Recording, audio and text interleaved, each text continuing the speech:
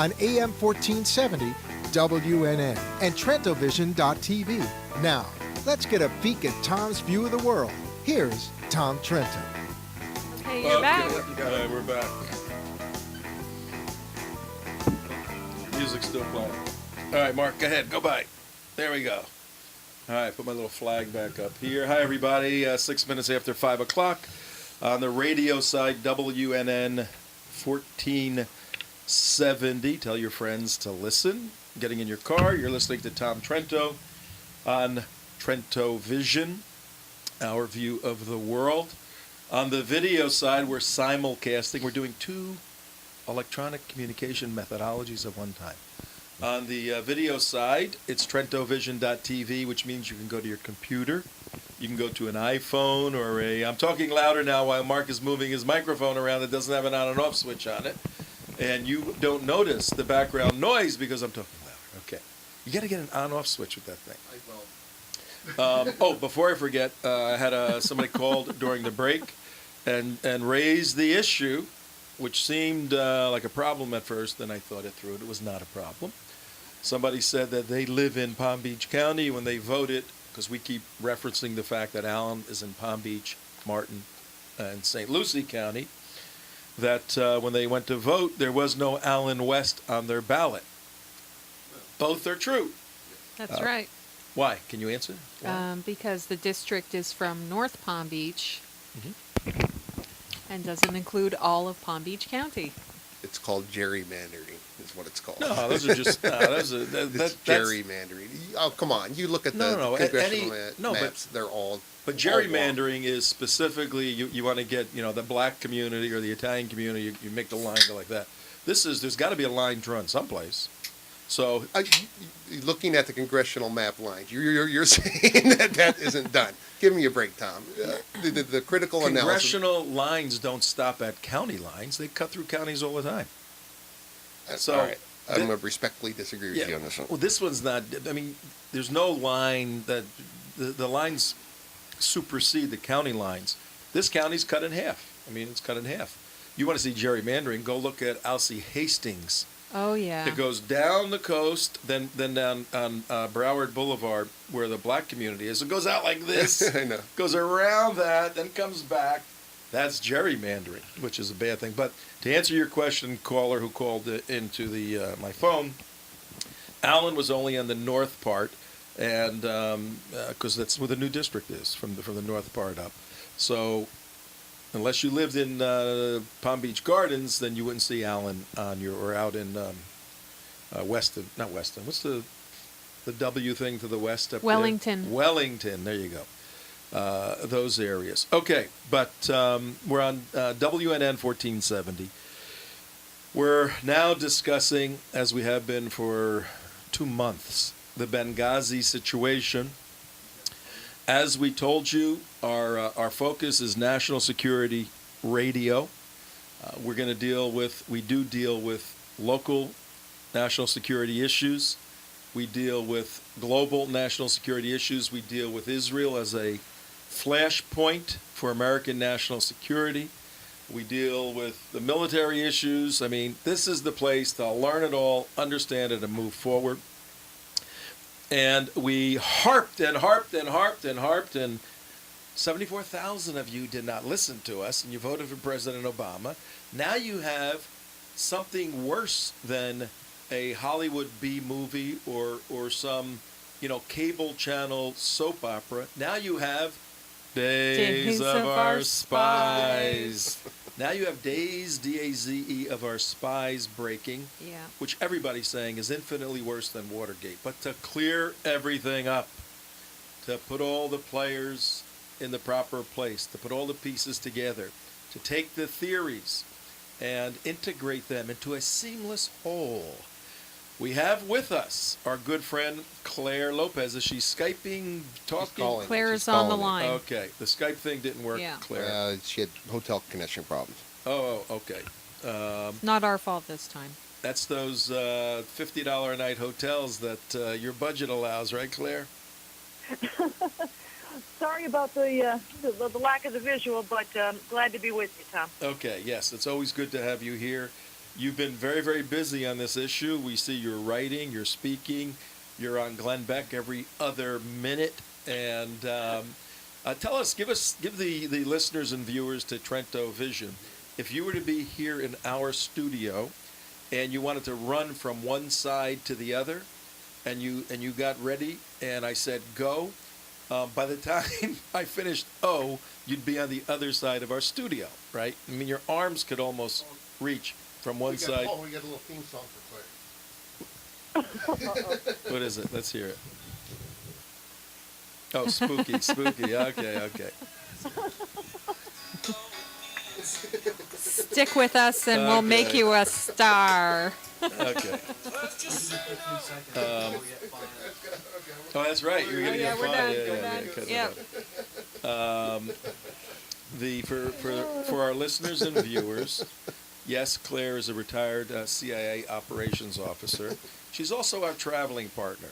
We have traveled with Claire different parts of the world and the United States, and go on these adventures to fight the bad guys.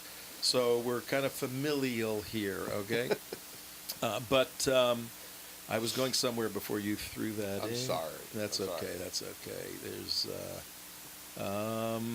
I don't know where I was going. I forgot. Well, I guess I was supposed to wrap everything up in a very neat little nutshell. Maybe the length of time it took me to cross from one side to the other of your studio. No. But I was leading somewhere. In that you've spent so much time in Glenn Beck's studio, hours can fit inside the closet in your hotel room. Give us 30 seconds on what Glenn Beck's studio looks like. It's big. He has a wonderful place there that you get to see if you watch the show. And it has several different areas. There's his whole Oval Office setup, which is actually a replica of what the Oval Office looks like. There is the much more comfortable spaces where he sits on couches with folks, or perhaps sometimes across a table. But it's enormous. It's really, really big. And he's doing a very, very good job on this. In fact, just this morning, Patrick Poole, our colleague, Claire, myself, Patrick, and others were authors. Claire was the general editor of Sharia, The Threat to America. I don't know if you saw it, Claire, but Patrick, Jerry Boykin, and Joe Schmitz, two other Team B2 colleagues, they were with Glenn Beck, Skyped in. Their Skype worked. And they did about a 10 or 15-minute kind of roundtable on all of this stuff. Did you catch that? No, unfortunately, I did not. But Glenn couldn't have had three better folks on to talk about this topic. Yeah, and Glenn Beck was raising some interesting theories floating out there, one of which was that almost what a caller, Beth, who called us earlier, was raising, the theory that the military wants to overthrow the president, and the president in response is going after the military. That to me seems a little bit out there. But Glenn Beck raised the theory that because Obama and Petraeus were not really close friends. In fact, they disagreed about quite a bit when Petraeus was running the command in Afghanistan, and then he transitioned to the agency, that he wanted to keep an eye on him, so to speak. There's another theory we'll talk about in a little bit, but that the administration was really putting pressure on Petraeus in light of what he may or may not know about Benghazi. I mean, Beck was raising that issue. But let's take a step back. For the listeners and viewers, they're hearing all kinds of confusion. Why don't you give us a 2-minute overview of the whole thing from start to finish, then we'll systematically go through it. People want to talk to a retired CIA operations officer, Claire Lopez. You can call us at 888-565-1470. 888-56. You ought to put that in your phones. I don't have to say this every 5 minutes. 888-565-1470. Claire, who is a distinguished American an academic, a wonderful person. Take a couple of minutes, give the complete picture. If somebody's driving their car, they only got 5 minutes, they're going to get out. I want you to leave them with, oh my God, that's what that's all about. And then we'll go back and kind of deconstruct it. Okay, I'll do my best for the deadline there. I think the first thing that has to be looked at and asked is, what was the United States doing in Northern Africa more broadly, the Middle East region, and specifically in Libya? And what was the larger American government, U.S. government policy towards Libya and the region? And I think to understand that, you've got to go back at least to 2011, when the revolts broke out in a number of places, Tunisia, Libya, Egypt among them, and now, of course, Syria, too, and other places as well. And it seems, from what can be gleaned, that U.S. policy was proactively, deliberately, willfully to support the overthrow of leaders of countries in the region, including Gaddafi in Libya, Assad in Syria, and to encourage and support the Muslim Brotherhood to take over and replace them. And Mubarak Libya, in Egypt. I'm sorry? Yeah, Mubarak in You Egypt. said Mubarak Yeah. in Egypt. Yeah. Yes, absolutely. Well, let her And- finish the introduction, then we'll go through the pieces. So, okay. And in Libya, very specifically, Christopher Stevens, in early 2011, was actually named officially the liaison to the Libyan revolution, to the Libyan opposition, the revolt against Gaddafi. The base of that revolution and the base that Christopher Stevens used to coordinate that U.S. assistance to that revolution was Benghazi, in the eastern part of the country. We have to note that during this period of time, he was not yet ambassador, but he was named this official liaison. He was dealing with a whole bunch of very powerful armed militias. They were tribally based, but they were jihadists. They came under various group names like the Libyan Islamic Fighting Group or the Libya Shield and some others, but Al-Qaeda related, Al-Qaeda affiliated, at least in alignment over the ideology, which was jihadist. We knew this at the time. We deliberately sided with those rebels to overthrow Gaddafi, who absolutely posed no imminent critical threat to United States national security at the time. Well, Gaddafi is overthrown. There was a new government put in place, which is still in something of chaos, but it is the Muslim Brotherhood that dominates the political process in Libya. Never mind that parliamentary elections did not put them at the top of the ticket. Have no doubt the Muslim Brotherhood is the power in Libya, or at least in part of Libya. The other part of it, again, go back to the east, to the Benghazi, the Darna region, which is called Cyrenaica. This is where the Al-Qaeda militias still hold power. And some of those that fought against Gaddafi, like Abdel Hakim Belhaj, the leader of the Libyan Islamic Fighting Group, are from this region. Don't forget also that this region sent the largest per capita number of fighters, of jihadis, to Iraq to fight against and kill Americans and our coalition partners in Iraq during the 2000s of the height of that war there. This is the region, these are the people we're talking about. These are the people that Christopher Stevens worked with, met with, coordinated with at Benghazi base. By the way, it's not a consulate.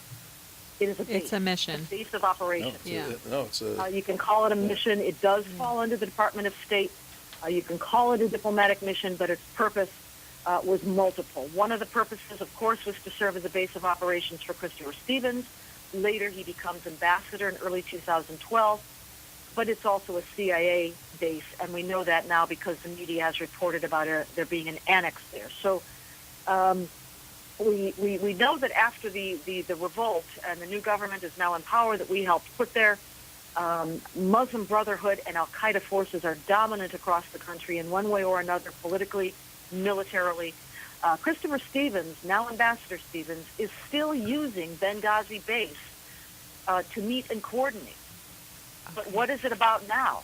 Well, we see in the media, particularly a tip of the hat to the fantastic reporting coming out of Fox News, especially Catherine Herridge and Jennifer Griffin on this issue, but other journalists as well, including Middle Eastern journalists, who have discussed Benghazi base as a place where loose weapons that had been looted from Gaddafi's stockpiles, and dangerous weapons like RPGs and surface-to-air missiles had been collected, bought back perhaps, to get them off the market. Some of those were destroyed, probably the defective ones, but what it looks like is that other of those weapons were sent in a pipeline from Libya through Turkey to the Syrian opposition fighting against the dictator Bashar al-Assad in Syria, in Damascus. And it is the media, the reporters that have brought this out. Not our own government has not told us the truth about this at all. Wow. So Ambassador Stevens and the CIA officers who were serving in Benghazi were probably there on a variety of missions. Part of that was getting these weapons off the market and destroying some of them. Probably the other part of that was coordination with the Libyan government, the Turkish government, and the Syrian opposition. We know that President Obama signed a intelligence finding early this year to authorize the CIA and other U.S. agencies to provide support to that Syrian opposition, which, like the Libyan one before it, is dominated by the Muslim Brotherhood and Al-Qaeda. There are plenty of other elements in the Syrian opposition, non-jihadis. Christians are among them, although fewer. There are Sunnis who are not Muslim Brotherhood. There are the Kurds, for instance, who are standing aside, and they're trying to stay out of the fight. But in terms of the power and the guns, the opposition is dominated by the Muslim Brotherhood and Al-Qaeda. And there is now this direct link by Libyan government policy to aid the Syrian opposition. And some of the same figures that Christopher Stevens was involved in back in the revolt against Gaddafi now have gone, in media reports we see this, to Turkey and to the Turkish border with Syria. Among them, Abdel Hakim Belhaj again, who is now reported to have been in contact with the Syrian opposition. So these three governments, the Libyan, the United States, and the Turkish, working together with the Muslim Brotherhood and Al-Qaeda to overthrow Bashar al-Assad. Weapons pipeline, possibly part of what was being done in Benghazi. We hear also, again through Fox, that there were detainees that were taken and held there at the CIA annex. This is something that Fox News reported on, Jennifer Griffin reported on in the print version, October the 26th. We know that from then. So backing up, and that's sort of an overview of U.S. presence and policy in Libya, what came before what happened on September the 11th, if you will. Okay. Yep. No. Okay, you done with the opening? She's done with the maybe overview. For starters, yeah. I'm sure there's more to go, and we can get into the sequence of, what exactly happened at Benghazi base, the security question, and more if you want to follow with that. Yeah, and we want to make sure we hit the whole Petraeus, Shermaeus, Kelly, and all the craziness that's going on in the salacious part of things that the mainstream media seems to know about. Yes, CJ, what do you got? Yeah, I just have a couple of quick questions, I hope. First, Claire, you said that the president signed an intelligence finding. Can you define that for the listeners, what that means when the president signs one of those? Sure. This is usually a classified document and only becomes public when it is deliberately leaked to the media, as indeed it was both in early 2011 when the president signed one for Libya and in early 2012 when he signed another one about Syria. And what it is basically a direct presidential authorization as commander-in-chief, as president, to all United States government agencies, but usually in particular the intelligence services, special forces perhaps, authorizing them to take action in some way. And these two cases we're talking about providing support to rebels, Al-Qaeda and Muslim Brotherhood-linked rebels seeking to overthrow rulers in these two countries. That leads me to my second question. How does the U.S. benefit from this administration's point of view by the removal of Assad in Syria? What's the whole point of that to begin with? If you accept, and I think this is borne out by the evidence, that this administration came into office with an agenda to empower the Muslim Brotherhood, both at home domestically throughout our government and abroad, and to support the Muslim Brotherhood's move to become more in alignment with Al-Qaeda in terms of the forcible overthrow of existing governments, which, by the way, were led by allies of the United States. Exactly. Hosni Mubarak in Egypt, Gaddafi in Libya. These guys are no saints. They have a lot of blood on their hands, both of them. But the point is that they were keeping the peace in their respective regions. They were assisting the United States to do that, to also to counter the influence and the rise of Al-Qaeda and jihadist-based organizations. And the policy of this government, ours, the Obama administration, was to overthrow them and to replace them with Muslim Brotherhood and Al-Qaeda-dominated groups and individuals. Well, I have to wonder, why on earth would anybody in the United States, and especially in the American government, especially at the top levels, want to be allied with the Muslim Brotherhood and Al-Qaeda? Isn't that the force of evil in the world right now? Well, I mean, I wouldn't necessarily call it that, but it is certainly forces that are completely antithetical to the United States, our national security interests, and the rights and liberties we enjoy under the United States Constitution. So why would anybody go along with this? Pardon? Why would anybody go along with this? I'm afraid you might have to ask the president that one. I have no idea.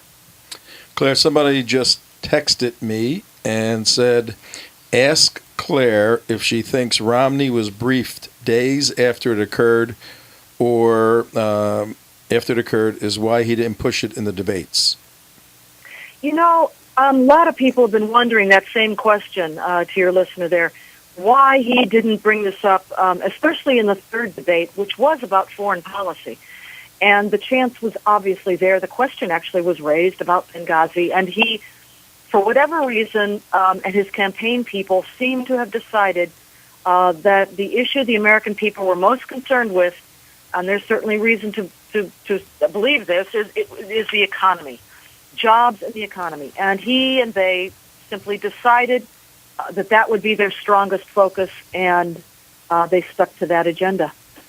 Well, at the bottom of the hour, 28 minutes after 5 o'clock on the East Coast, Claire, I think, is calling from the West Coast, so it's middle of the afternoon for you out there, 2:30 or so. Tom Trento Vision with Mark, Mike, CJ, Blake in the back, making sure the Starship Enterprise doesn't crash here.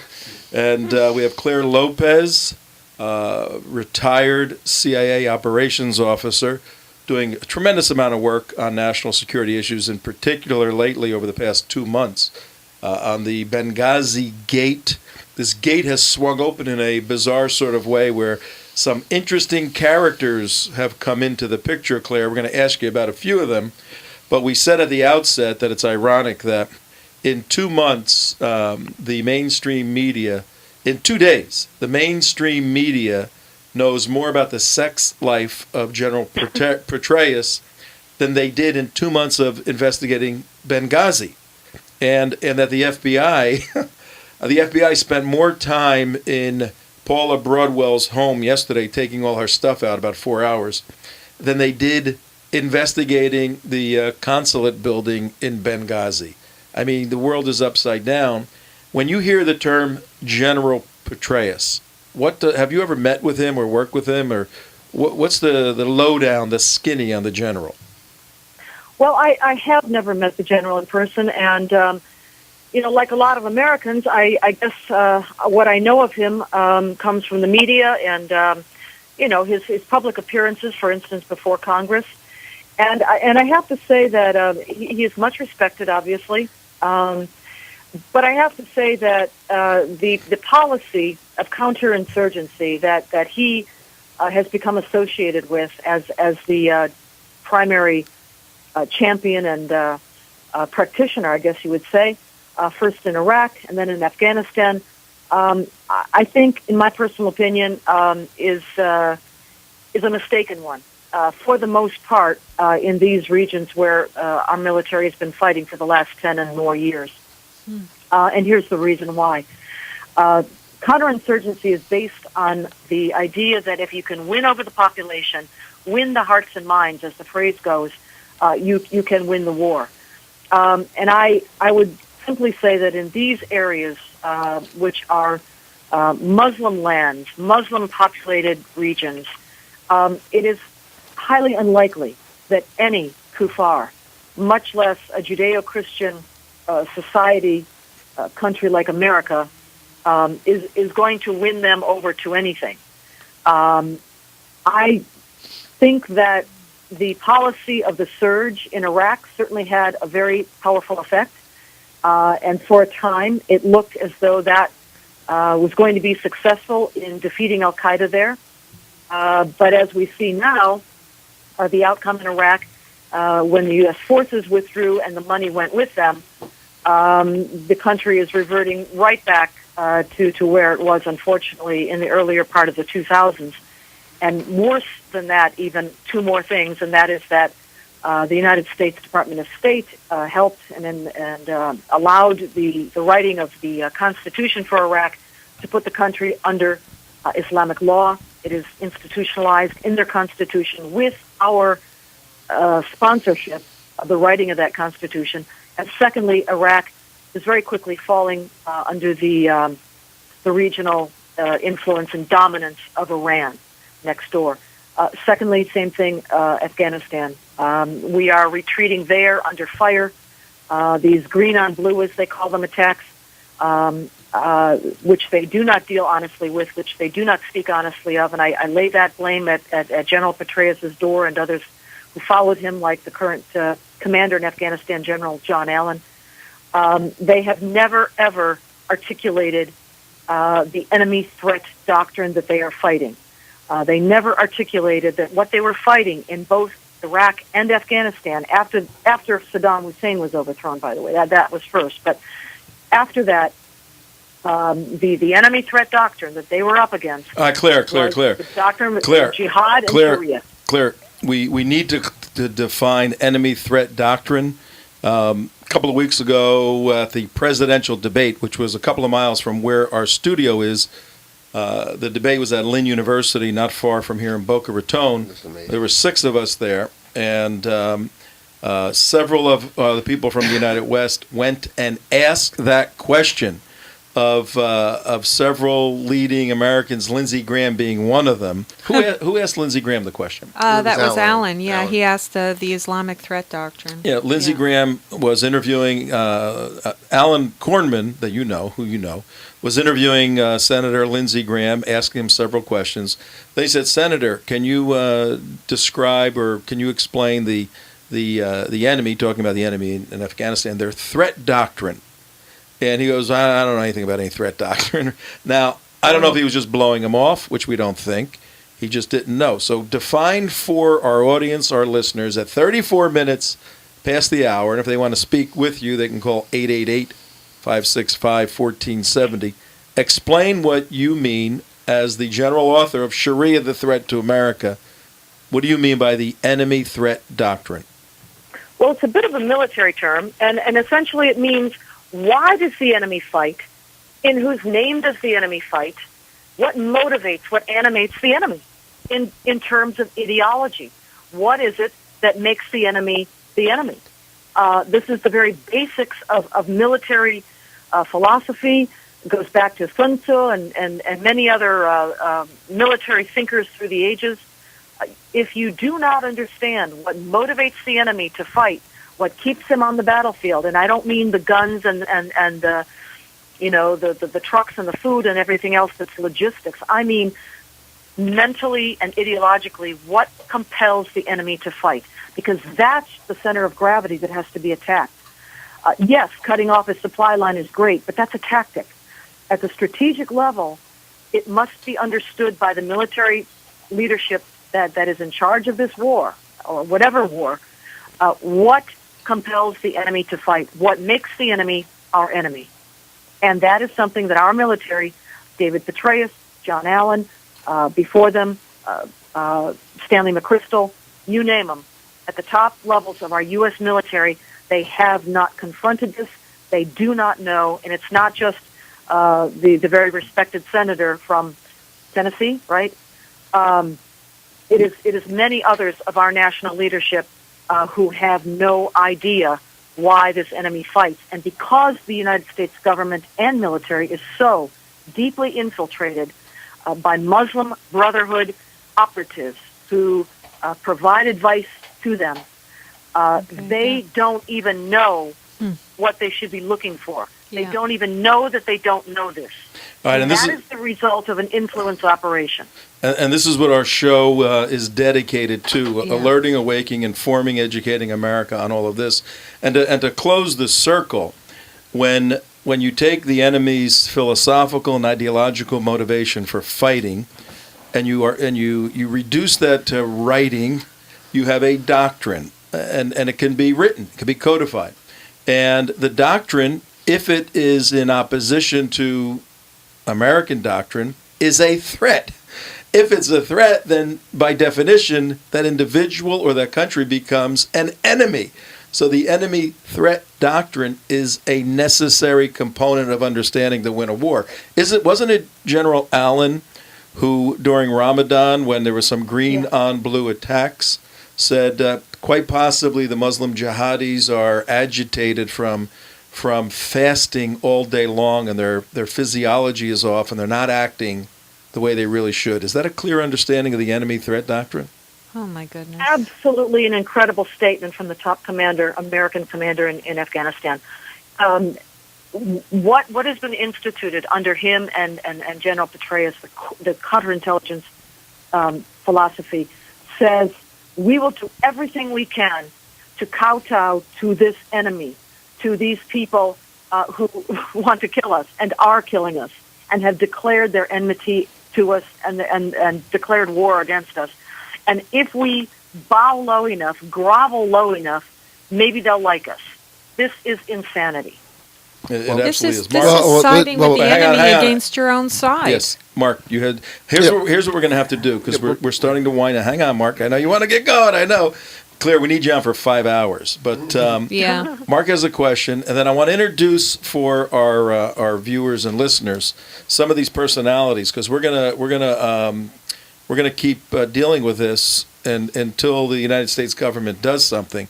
Mark, let's take your question, and then we have somebody on the line that we're going to bring into. Yeah, real quick. When he goes back to Petraeus and his statement that the Koran burning, it was the incitement of it was the crazy pastor's fault.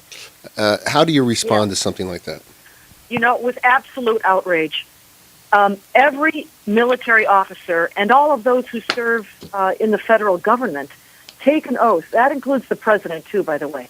And that oath commits those officers to one and only one thing explicitly spelled out in the oath, and that is the defense of the Constitution of the United States of America against all enemies, foreign and domestic.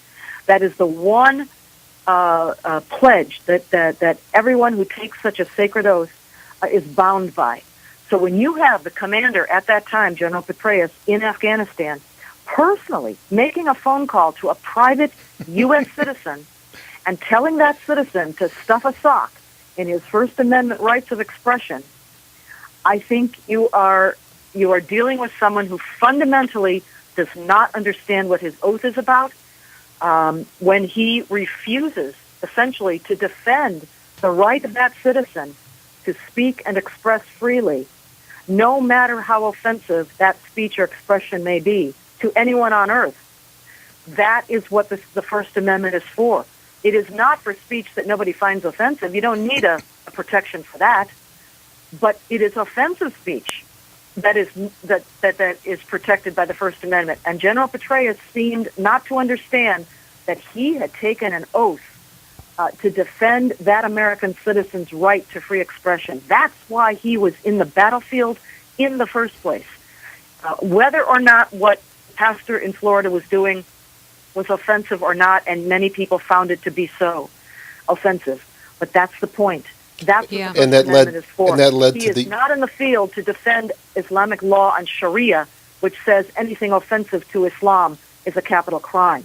Right. He's not there for that. But again, by the way, the Afghan constitution, which the United States helped to implement and write, Yeah. also subjugates that country to Islamic law. And then it leads to the excuse, well, if you show a video, then it cites and they can't do anything. And then it goes all the way down to... It never ends. It never ends. It's a classic slippery slope. And the counter argument from the U.S. back then was, well, you're not in his place. He's got to deal with all these warlords and all these imams and all these sheikhs, and he's in the middle of nation building, and he's got to show them respect. Well, that's the fruit of sowing the seed of appeasement at the front end, that you're entrapped in a system that doesn't allow you to be whom you are. So let's go to Mary from Savannah. Hi, Mary. You're on with Claire Lopez. How are you today, Mary? Oh, I'm a little bit enraged, a little depressed, all of the above. Question for Claire and for you, Tom. This administration is so politically correct, there's almost no way to get out of this in the next 4 years without becoming a caliphate across the entire globe, because any of our military, any of our police officers, as soon as they start to address it and actually identify it as a threat, then they're put through diversity class, they're put through politically correct classes, whatever it takes to make sure that we're all warm and fuzzy. How do we get through this? Well, I'll give you that? a quick answer, and then Claire could pick it up from there. If my counterpart in Egypt, a Muslim brother talk show host, okay, if I were my counterpart in Egypt right now, my message would be to all my brothers and sisters in the Arab world, this is our moment. It's our manifest destiny. The next 4 years are our 4 years to bring Islam to the world. I couldn't think of a better set of precedents on a geopolitical scale, on the weakness of the West, the strength of the Arab movement, and the isolation of Israel. You can't put a better scenario together for the manifest destiny moment of Islam. As George Galloway said so famously in 2009 when we caught him funding a mosque in Orlando, Florida, if not now, when? If not under Obama, when? Yep. Will this paradigm shift? Yep. Claire, your thoughts? Well, maybe what we should do in the minutes remaining here, which are ticking down very quickly as I speak, is bring this around full circle back to Libya and what's going on with Benghazi Gate, huh? Well, I want to introduce though Allen. We've spoken about General John Allen and Paula Broadwell. Introduce those two characters, then we'll kind of weave this all together. Sure. Well, General John Allen is the senior United States military commander in Afghanistan, and by the way, had just recently been selected to potentially be the next Supreme Allied Commander for Europe. Oh. That's not happening now. And he gets caught up in all of this because of apparently tens of thousands of emails that he has exchanged with the woman named Jill Kelly, socialite in Florida, in Tampa, who comes from a Lebanese family and who served as a kind of a social hostess for senior levels of American troops leadership in Tampa. Jill Kelly is the woman who complained and to the FBI that she had received threatening emails from Paula, what is it, Broadway? Broadwell. No. Broadwell, yeah. Broadwell, okay. When Paula apparently saw Jill, who, to the best of our knowledge, we know is merely a close family friend with the Petraeuses, Mr. N. All right, I got to interrupt you. You're starting to sound like I'm a Hollywood producer, and you wrote some cornball script, and you're pitching me. Yeah, we are into as the world turns. It's like, oh, God, this is unbelievable. Come on, give me something real tangible. You're pitching me on some, like, get out of my office with that crazy script. But go ahead, keep telling us about what's going on in the United States government. You cannot make this stuff up. Ugh. But this is what is causing the unraveling of at least these two senior careers for General Petraeus and General John Allen. The investigation is ongoing. Congress wants answers. Congress wants testimony in front of the committees, and they're going to get it. It comes back to Benghazi this way. Because when Benghazi was attacked, our base was attacked on September the 11th, the security at that base had been methodically stripped away over preceding months. People in Tripoli at our American embassy there and also in Benghazi, including Ambassador Stevens, asked for additional security, and it was denied repeatedly to them.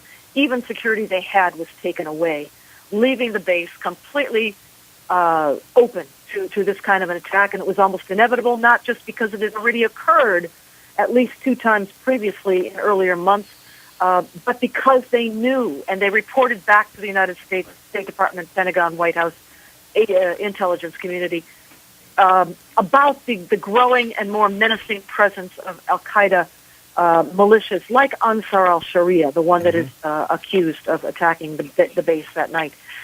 And that night, they asked for assistance again, and the only assistance that went to that base's help were CIA operatives, actually, out of the annex nearby, and also sent from Tripoli. So the question then becomes, they knew right away, by the way, that night, that it was Ansar al-Sharia, al-Qaeda militia, al-Qaeda franchise, that had committed the attacks. They knew it that night in the White House. They knew it at the State Department. They knew it at the Pentagon. They knew it in the intelligence community. And yet, a couple of days later, General David Petraeus, as Director CIA, went before Congress and testified that the attack was to be blamed on this horrid little video that had been posted to the internet, deemed offensive to Islam. But if you look at the YouTube video, there were scarcely any hits. Nobody had ever seen the video. So David Petraeus knew at the time that he was testifying to Congress that it was Ansar al-Sharia, it was al-Qaeda, and yet he lied. Why did he lie? Was this affair of his being held over his head is one of the questions that needs answering. Was the knowledge by the FBI, and undoubtedly the White House knew, going back to 2011, that he was engaged in an illicit adulterous affair, was that knowledge being held over him to compel his testimony, his untruthful testimony before Congress? That question mark. And then his resignation following the elections. The timing is very suspect. It was the week before this week when David Petraeus was to have testified before Congress about Benghazi, about the truth behind Benghazi and what actually happened there. By the way, let me add very quickly, he made a trip. General Petraeus made a trip to Libya just a few weeks ago, in late October is my understanding, to see for himself what had happened there. His trip report has not been released to Congress, even though the intelligence committees have asked for it repeatedly. That trip report is very important, as is his truthful testimony before Congress. Wow. Okay, Mary, did you have a question? Yeah, do you think he'll be prosecuted for lying under oath? It's up to Congress, first of all, to call the hearings, maybe to appoint a special investigator, and follow the leads where they will. Do you think we'll ever hear the true story, or is it all going to be just simply testifying about whether or not he had sex or not? Yeah, a la Bill Clinton. I mean, that is certainly, almost certainly not the reason why David Petraeus is in trouble. Oh, yeah, I agree. It is not the reason why he had to resign from the CIA. I mean, if every senior United States government senior executive who's been caught in an adulterous affair had to resign, there'd be a Exactly. lot of empty slots at the top of our government. Well, that would be a good thing, maybe. It But depends that on- seems on to be who's keeping the appointed story to going, succeed and them, so huh? at the end of the day, if they're going to prosecute him just for, having somebody lay next to him besides his wife, then, instead of really going after the true story of Benghazi, that's the part that's real frustrating. Well, I'm hopeful from the statements I've heard from senior leading congressional members, Dianne Feinstein, for instance, on the Senate side, Lindsey Graham, we've mentioned, Mike Rogers, the head of the House Intelligence Committee. Peter I've King. heard Peter King speak very Yeah. strongly about this. They are determined to bring, and they must subpoena him now, David Petraeus, before their committees, to answer under oath for his actions and statements while he was still director, CIA. Good. Maybe he'll check into the Mayo Clinic for bipolar disorder until this all blows over. Like Jesse Jackson Jr. did. Thanks, Yeah. Mary, for the call, and you keep the fort, keep hanging on to the fort there. Hold down the fort in Savannah. Claire, where do you appreciate it. see this Thank you all very going? I mean, where do you see the end result of this thing all kind of manifesting to? We're getting revelations by the day, and again, I think that Jennifer Griffin and Catherine Herridge deserve Pulitzer Prizes over at Fox. We don't know where this is going to lead. We don't know right now where it's headed. But I think eventually what must come out is what I led off at the top of this segment with, and that is, what was United States policy? What were we doing in Libya and more broadly, the formulation of U.S. policy on the so-called Arab Spring across North Africa and the Middle East? Who coordinated the false narrative that was provided to Congress, to the world, to the American people, most importantly, after the attacks in Benghazi? Who provided that false narrative? Who created it? Who ordered that it be promulgated? Why did the President, Obama, speak for 2 weeks about the film when he knew the first night that it was Ansar al-Sharia, al-Qaeda, that attacked our base in Benghazi? Who drafted his United Nations speech to the General Assembly on September the 25th when he talked about the video 6 times and said, quote, "The future must not belong to those who slander the Prophet of Islam." What is that about, coming from the United States President, who has also taken an oath to uphold the Constitution of the United States? These are questions that really must be answered, and hopefully, Congress will get to the bottom of them. From those that I've seen speak about it, they're very determined to get to the bottom of it all. Okay, well, any questions before we let Claire go, guys? This is just the beginning.